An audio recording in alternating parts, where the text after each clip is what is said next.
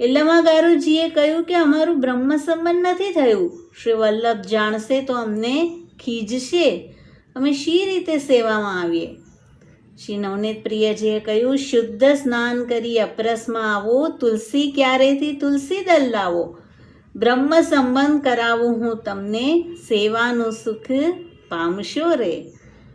અને આજ્ઞા શ્રવણ કરીને એલામા ગારુજી તો અતિ પ્રસન્ન થઈ ગયા, સ્નાન કરી આવ્યા. શ્રી નવનીત પ્રિયજી ગુરુ બન્યા અને બ્રહ્મ સંબંધ કરાવ્યો. તુલસીદળ શ્રી નવનીત પ્રિયજીએ લીધા, શ્રી ગોકુલનાથજીના ચરણે દીધા.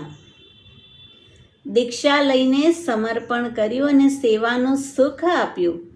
ત્યાર પછી શ્રી એલામા ગારુજીએ શ્રી જારીજી ભર્યા, ઉત્થાપનના મેવા ભોગ ધર્યા અને કહ્યું, વલ્લભની કાનીએ